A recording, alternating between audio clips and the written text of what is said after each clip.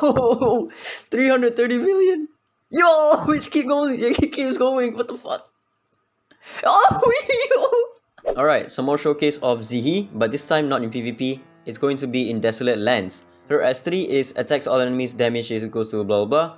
And then enemies damage minus 10% and damage taken plus 10%, maximum 50%. This part of her S3 will work in Desolate Lands. One Desolate Land in particular, Shadowstream, which we don't have that many good of a unit, is going to be perfect for her because you can really slot her in any of the slots. Like right now, the teams that we have for Desolate Lands, the wind typing is pretty down bad. We're still using like 2 4 stars as the DPS. Yeah, this team is not even that pay to win. We have 2 shimmers, but this one is going to be the most pay to win. But you can get Xuanpin for free from the shimmer selection. And then Feng Shun, if you don't have Feng Shun, you're trolling at this point. Jingwei is a 4-star and used to be free once. Li Guang is also a 4-star. And then lastly, Sienna, you can get her from the event as well. So these are the relics. My Sienna will be on the Astral set and counter. The reason why she's on Astral set is because you want her to spam her S1 as much as possible so that Jingwei can perform the assist attacks. And then your Ggez, if you have her Divinate, it's going to be a little bit tough, but you're still going to be able to get a very high boost for your Shadowstream. And the reason is because you want her to be as squishy as possible with a lot of speed on the Ocean set. Because you won't be getting the 5 stacks early on. It's going to be towards the end of the multiplier. But the earlier you can get the 5 stacks, the better it is, right? That's the reason why you want Ocean set. I've also maxed out her S3, so now it becomes a 4-turn. And I gave her crit rate, accuracy and speed. Just make sure that she is as squishy as possible with the most amount of speed as possible. Now the reason why you want her to be squishy is because when she dies the first time during active turns, she will then gain Stone Steady and cast Mountain Mover once, which means you're pretty much getting a free 1 cast of the Mountain Mover. And this layout is very important. You want her to be in the front so that she takes the most amount of damage, and then you want 1 tank. And make sure this tank does not die. Jingwei will be on Thunder set and Brawler with a lot of speed as well, because you need her to take turns to remove the debuff. Feng Shun will be on the Thunder set, Brawler. You don't need Ocean set on him because you already have Sienna to reduce his cooldown with her S2. And then you're gonna have Xuanpin on the Relief set, counter as well, with the most speed that you can muster. And then Li Guang will also be on the Relief set with at least plus 75 crit rate. My current best with this team is 122 million. Let's see if we can break that. Previously without Ggez, I was scoring maximum 70 million, so I went up by like 50 million in Shadowstream. She's also working in other Desolate Lands as well, but it's not the best because those Desolate Lands already have like the best of the best supports, right? And the DPS as well. You can't really slot her in the other Desolate Lands, but maybe there are some teams.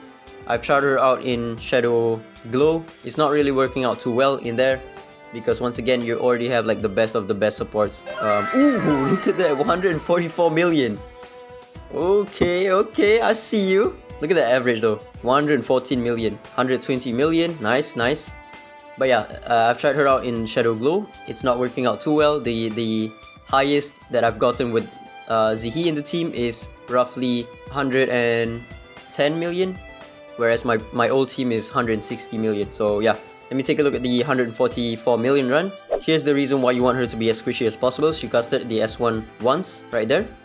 And then when you go into like the 3rd attack of the boss, if you have her a little bit too tanky, she's not gonna die, which means you're gonna be missing out on 1 stack of the S3. So she's gonna die right here, gains the Stone Steady, and then cast her S3. So at this point, I already have 2 stacks of the S3, whereas if you don't make her squishy enough, she's not going to die, and you're gonna be missing out on 1 stack. It's just a little bit of detail. You will still score like better than your old team, especially for Shadowstream, because of how good she is right here, right? You don't have that many options to run for Shadowstream. It's very easy to slot her in. I've already got 3 stacks of the S3 because she procced an Ocean Wave just now. The best case scenario is for you to proc multiple Ocean Waves so that you can get 5 stacks before the multiplier phase even goes off. At this point, she's really not gonna die because of the amount of damage the boss is doing. He's doing 30% less damage, and also you have a lot of healing with Feng Shun, right? And you also need some bit of luck for Xuanpin to push your Jingwei so that she gets a little bit more turns. because some of the runs you will still have like 1 stack of the debuff on Jingwei, which can be a little bit annoying if you're gonna get times 16 multiplier instead of times 18. But we got pretty lucky here. Jingwei got pushed once, I think. Alright, we got 4 stacks already, very good. Even before the multiplier phase. If you have Zihi at R6, I know that's kind of crazy, right? But some people do have her at R6, then she's gonna be very good, I think, in all of the Desolate Land bosses.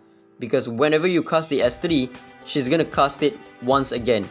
Which means she will double cast and you get 2 stacks of the damage increase and damage reduction. So you don't have to run her on Ocean Wave, you can run her on the 10% damage boost set. What's it called? Harmony set. Okay, I think at this point we have 4 stacks, and once she gets her turn, boom, 5 stacks. 5 stacks, and it's very early on with the multiply phase. None of my units are running the Harmony set. I think maybe you can opt for Harmony set on Feng Shun. I think I'll give it a shot. I'm also gonna make my Feng Shun a little bit faster with the Harmony set. And also the reason why I'm not running Tever is because he's not really that good anymore in Desolate Lands unless you have him at R6. Even at R2, he's not the best. Jingwei is still better. Like any other wind typing is just a better DPS than Tever at this point. You can even run Lu Yi with the relief set and he's gonna perform better. Especially when you have Sienna in the team to reduce Lu Yi's cooldown. Yeah, Tever at most, his S1 is gonna be doing 70, 80,000. Whereas if you were to run Lu Yi, he can do like 100,000 plus with his pursuit attacks. There we go. We managed to get like 144 million. Oh, look at this though. Feng Shun did the most amount of damage. This is a support, by the way. Support did more damage than both the DPS combined. Harmony set on Feng Shun. We'll see if this is better. And he has a lot more speed as well. Boom. Ooh, okay, 133 million. Yeah, I think probably the Thor set on Feng Shun is going to be better. Because he's the main DPS in the team. And giving him the Harmony set does tank the DPS quite a bit. Let me see how much Feng Shun does right here. He did like 68 million just now. Now he does 55 million. Yeah, that's a pretty big difference. 117 million average. Let's see what I got just now. Oh, okay. This is higher than the average that I got just now. We're at 117 million. We got to rank 2. Not bad. The rank 1 right now is at 172 million because of R6 Tever. Once again, if you have R6 Tever, it's going to be the best DPS for this one. But anything below R6 is going to be pretty bad. Yeah, a lot of people have been running her in Shadowstream because there's not really much options. A lot of players are running her in top 10 right now in Shadowfire as well. But it's really hard to slot anyone in for Shadowfire. You know what? Let's just do 10 Blitz in Shadowfire. We'll see if we can break a high score or something. I'm using the same set on her. The squishy Ocean Wave set. Ooh, 245 million, not bad. 260 million. My average is... Whoa! 330 million. Yo, it keeps going. It keeps going. What the fuck? Oh, yo! No way, it keeps going. Nah. She cooking, man. What the heck? Holy shit, 280 million average. Alright, she cooking. Let me see, the highest is 259. I swapped out Alice for her. Alice is also working pretty well. Because you can get longer buff on the Era's buff. Sometimes you can get like 3 or even 4 Espers to have Era's buff because of the duration. But it seems like she is way better. The added damage that she gives to the entire team is just too much. Alright, nice. She dies and she casts her S3. So I think that's already 2 stacks on the boss. I'm running Sloan on the leftmost spot because I want her to be targeted by Era. Because if you don't have like any other cooldown reducer, your Sloan will have like down turns for her S3. But when you put her on the leftmost spot, she's gonna get targeted by Era. And Era with her S2 will reduce her cooldown by 1 turn. So you pretty much have the S3 buff up at all times. I don't know how many stacks I have on the S3 right now. It's probably at 3. Probably, I don't know. Annoying thing is you can't really check how many stacks you have. I really hope they change that. Like the stacks of Lu Sheng.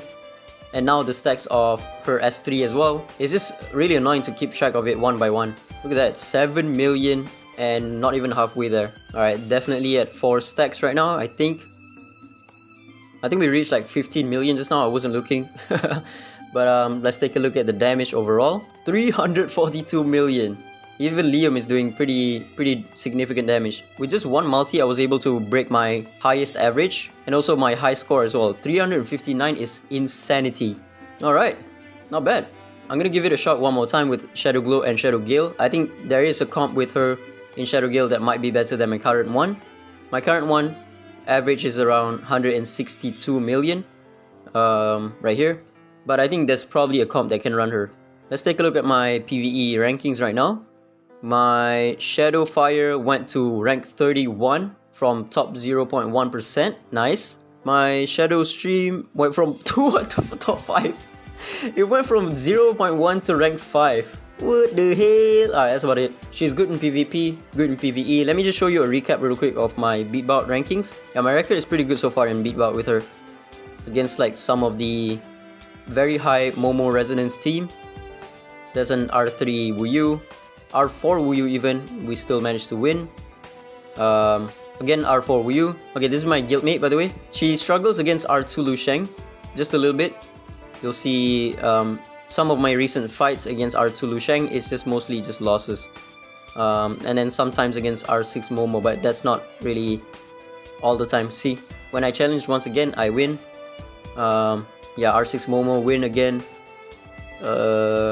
Yeah, R2 Lu Sheng, R2 Lu Sheng, R2 Lu Sheng, R2 Lu Sheng again. It's a little bit of a struggle against R2 Lu Sheng because he makes his entire team immune to debuff for like 3 stacks. If you're contemplating whether to summon for Wuyu or her, I think it's definitely going to go to her because she's not only good in PvP, she's also very good in Desolate Lands as well. So you're going to be improving in PvP and also in PvE rankings as well, giving you more rewards daily. That's about it, ciao.